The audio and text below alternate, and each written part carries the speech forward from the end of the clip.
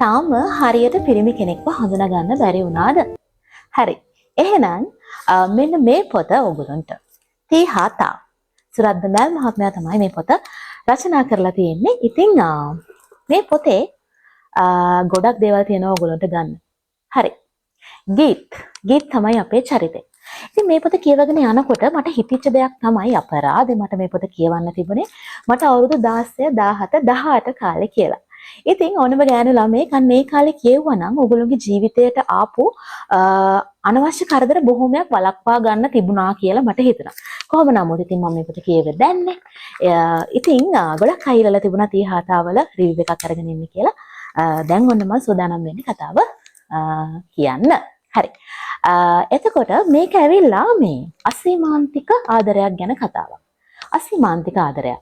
අපේ යුවල තමයි ගීත් සහ දිව්‍යා කියලා කියන්නේ. ඉතින් මේකේ අර අපේ කටවචරයට කියනවා නම් මේගොල්ලෝ ආදරය කරන්න පටන් ගන්නෙ කිරිබොන කාලේ කියලා කියන්නේ.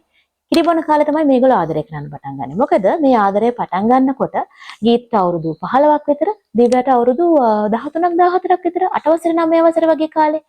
ඉතින් අර මේ ඇටෙන් පොත්තෙන් එළියට එන්නත් කලින් තමයි මේගොල්ලෝ මේ ආදර කතාව පටන් ගන්නෙ. ඉතින් ඕගොල්ලෝ හිතනවද කොච්චර කාලයක් මේගොල්ලෝ ආදරය කරන්නේ නැද්ද? අවුරුදු 2ක් 3ක් එහෙම නැත්නම් 5ක් නෑ හිතවතුනි මේගොල්ලෝ අවුරුදු 17ක් ආදරය කරනවා.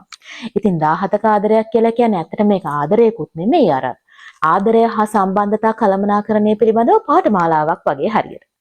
හැබැයි මේ කෝස් එක ඇතුලේ ගීත්වත් දිව්‍යවත් A+ එකක් නම් ඒ විෂයට ගන්නෙ නෑ. මොකද මේ ආදර කතාව ඇතුලේ ෆේල් වෙච්ච අසයින්මන්ට්ස් ගීත්යි දිව්‍යටයි දෙන්නටම තියෙනවා. හරි. ඉතින් මේ ගීත් සහ දිව්‍යා දෙන්නම ජීවත් වෙන්නේ සොයිසපුරේ ෆ්ලැට්ස් වල. අර සාමාන්‍ය ආදර කතාවක තියෙන සාමාන්‍ය normal routine එක මේ පොතේ තියෙනවා. දිව්‍යව හම්බෙන හැටි, එයාව අනිත් යාළුවත් එක්ක එයාව දිනා ගන්න තරඟ කරන හැටි, එයාත් එක්ක ආදරේ ප්‍රකාශ කරන හැටි, ඊට පස්සේ දිව්‍යගෙන් කැමැත්ත ගන්න හැටි. ඊළඟට දිව්‍යව තමන්ගේ යාළුවන්ගෙන් වගේම අනිත් පිරිමින්ගෙන් ආරක්ෂා කරගන්න හැටි. ඒ වගේම අවසානයේ තමන්ගේ ආධිපත්‍ය අයිතිවාසිකම දිව්‍ය කෙරෙහි පතරවන හැටි මේ හැම දෙයක්ම සාමාන්‍ය පෙම් කතාවක රූටීන් එක මේකෙත් තියෙනවා. ඉතින් ඒක හරියම රසවත් විදිහට ලියලා තියෙනවා අපේ කතෘතුමා හොටමාවෙනික වෙච්ච ශෛලයකට ඔයගොල්ලෝ කියවලා බලන්න. හරි. ඊට පස්සේ හැබැයි ඉතින් ඔයගොල්ලන්ට හිතනවා ඇති අනේ අවුරුදු 17ක් හරියම ආදරණීය කතාවක් නේ මේක කියලා. හැබැයි නැහැ. මොකද මේ ගීත්ගේ ඇතුලේ ඉන්නවා හරි වෙනස් ලිංගික සත්වයෙක්. මෙයාගේ මතයේ හැටියට මෙයා දරන අදහස තමයි අවංකකම සහ රමණය කියන එක එකිනෙකින් ස්වායක්ත කොම්පොනන්ට්ස් දෙකක් කියලා. ඒ කියන්නේ එයා හිතනවා එයා දිව්‍යාට අවංක වීම සහ වෙන ගැහැණුන් සමග යහන්ගත වෙනවා කියන එක එකිනෙකට ස්වායක්තයි කියලා. ඒ කරුණු දෙක එකක් මත එකක් බල රඳා පවතින්නේ නැහැ කියලා. ඉතින් මේක ඇවිල්ලා පිරිමින් ගාව තියෙන බොහොම භයානක චෛතසිකයක්.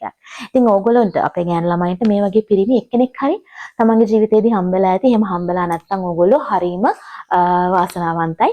ඉතින් මෙන්න මේ කතන්දරය නිසා මට හිතෙනවා මේක හරීම මේ ටොක්සික් රිලේෂන්ෂිප් එකක් කියලා. මොකද මේ දිව්‍ය සහ ගීත් එකිනෙකාට හරීම ආදරේ අසීමාන්තික ආදරයක් තියෙනවා. හැබැයි මේ දෙන්නගෙම වැරදි තියෙනවා. මොකද දිව්‍ය කියලා කියන්නේ 100%ක්ම සුදු ඇඳගත් දිව්‍යාංගනාවක් නෙමෙයි. හැබැයි මේ සම්බන්ධතාවය ඇතුලේ මම හිතන්නේ ගීත් වඩා ගොඩක් අසරණ වෙන්නේ දිව්‍යා.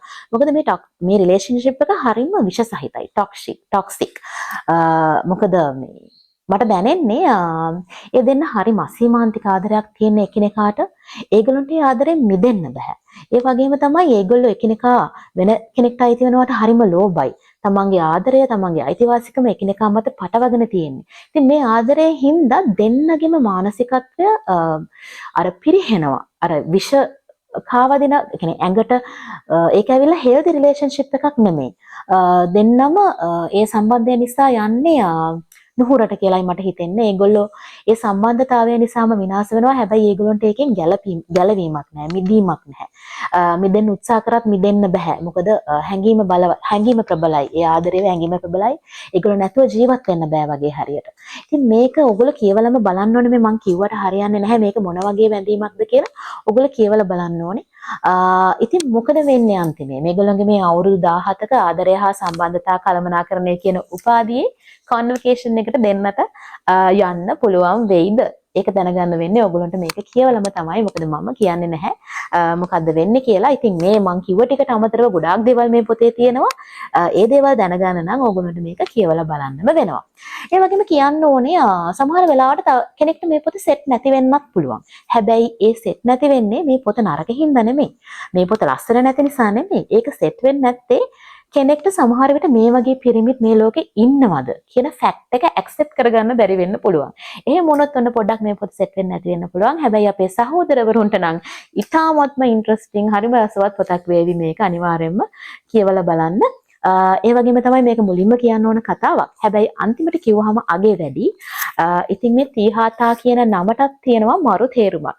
හැබැයි තේරුම මොකද්ද කියලා මම කියන්නේ නැහැ. ඔයගොල්ලෝ පොත කියවලා බලන්න මොකද්ද මේ නමේ තේරුම කියලා.